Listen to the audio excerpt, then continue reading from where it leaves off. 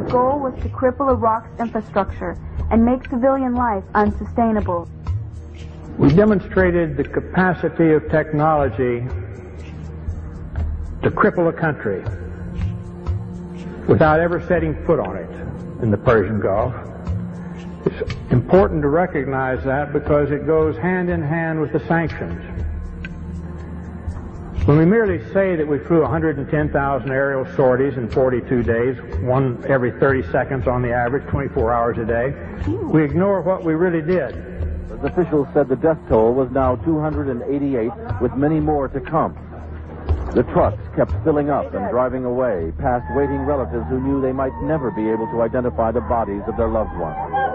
The community of Almeria filled one of the first of many funerals with gunfire in sign of grief and fury, and with angry words aimed through foreign journalists. "My mother, she's gone," shouted this young man.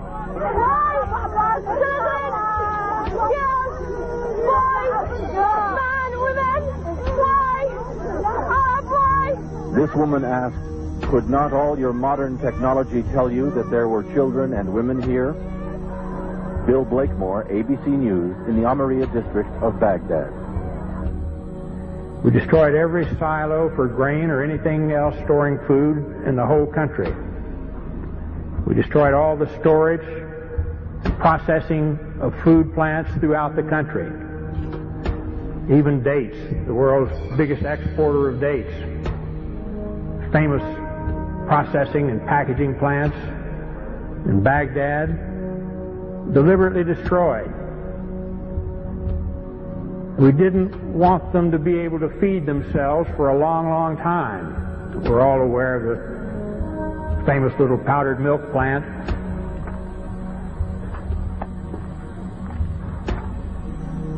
The United States government says that in this factory here you are making chemical weapons. Is that true?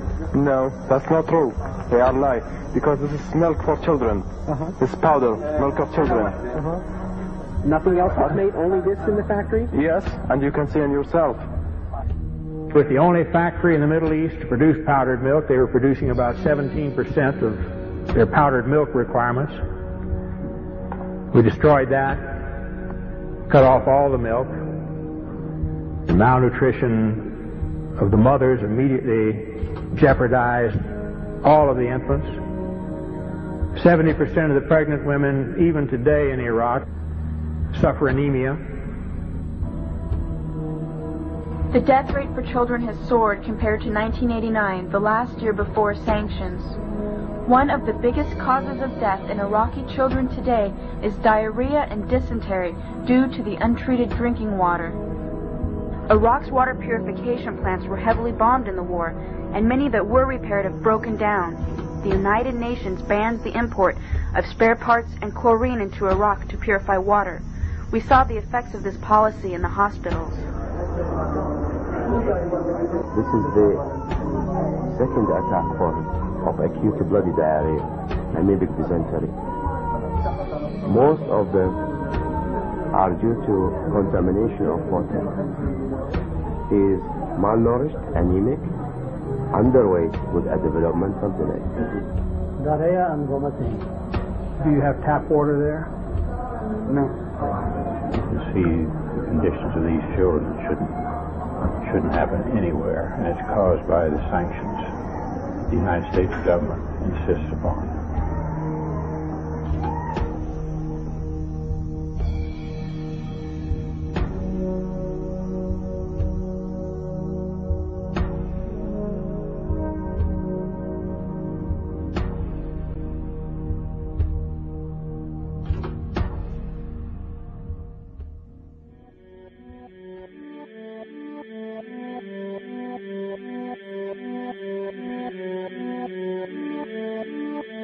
The daily life we perceive with our five senses is not reality.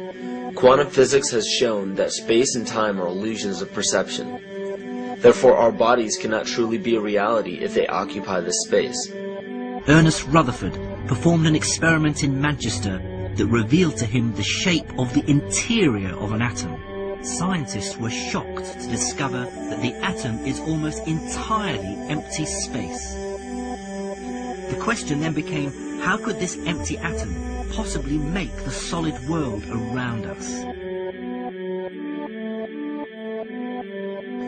Our true consciousness does not exist in our brains or in our bodies. But this illusion of our individual bodies, along with the misinformation of our true origins, has manifested the idea that we all think independently from one another. With this misunderstanding, it would seem impossible to scientifically explain telepathy, clairvoyance, spiritual mediums, and other phenomena dealing with transferring information between sources without physical means of communication. But when you understand that there is a common spiritual bond between all things in the universe, and that we are all part of one divine intelligence, no phenomena is unexplainable. This simple understanding fills all the holes in modern religions. It explains reincarnation, déjà vu, predictions of the future, and literally every event, occurrence, or anomaly ever experienced. The blank matter within the most basic building blocks of perceivable existence is malleable and molded by intent. This means that consciousness shapes our reality. This seems difficult to accept for most, and it is quite understandable. In modern times, we are taught from an early age how to think rationally and tangibly. This is a very left-brain method of education, and it has more harmful effects than it's given credit for. The left brain deals with logic, details, facts, patterns, practicality, science, and math, as the right brain deals with feeling, intuition, symbols, images, risk-taking, philosophy, and religion. With a deliberate push for government-controlled educational curriculums, generation after generation of the youth are being taught to focus only on the facts, figures, and numbers. Repetition is used to train children subconsciously to accept what they're learning. Children aren't rewarded for questioning the validity of the information they receive. They are ridiculed. However, the children who blindly accept the information as true and merely regurgitate the information on command when it is time to take a test, those children go on to become the decision makers in our government, law, medicine, business, and every other occupation with power and prestige. The most detrimental effect of being pushed away from holistic thinking with the full brain into a strictly left brain thought is what is known as the suppression of the feminine. Every male and female have both feminine and masculine qualities. It has nothing to do with man or woman. These are represented by the left and right brain, yin and yang, black and white, light and dark, and most every other duality. Both are vital to our spiritual and physical health. In ancient Egypt, the female was the rightful heir to the throne. The male she chose to marry became pharaoh. This depicted the goddess tradition that has been destroyed to make way for a patriarchal, male-dominated society we see enforced in every major denomination. In suppressing the feminine of every society and pushing the people to strictly left-brain thinking, the natural ability for humanity to feel earthly, cosmic, and personal energy became lost. Traditions that were passed on through shamans, witch doctors, magicians, psychics, and seers of all kind became outlawed and ridiculed and given a stigma of something out of a Hollywood movie. Every religion explains that we are children of God and have godliness inside of us. If you erase the anthropomorphized God and understand that God is nothing more than the spiritual web that connects all things, all religious scriptures begin to make much more sense.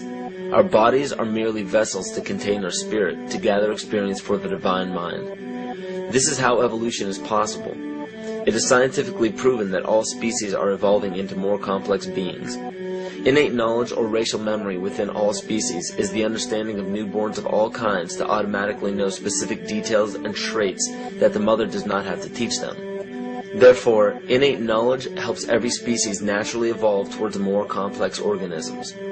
Lyle Watson claims that it was a Japanese scientist who observed the 100th monkey effect in 1952. In this observation, he discovered that a certain portion or percentage of monkeys learned or developed a new trait.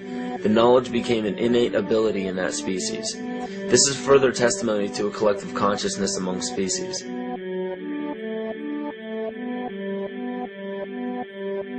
Everything in existence has a natural vibration to it, from our atoms all the way to the vastness of the universe. To show a simple connection between the earth and our bodies, take a look at our body's harmonic focal points, better known as our chakras.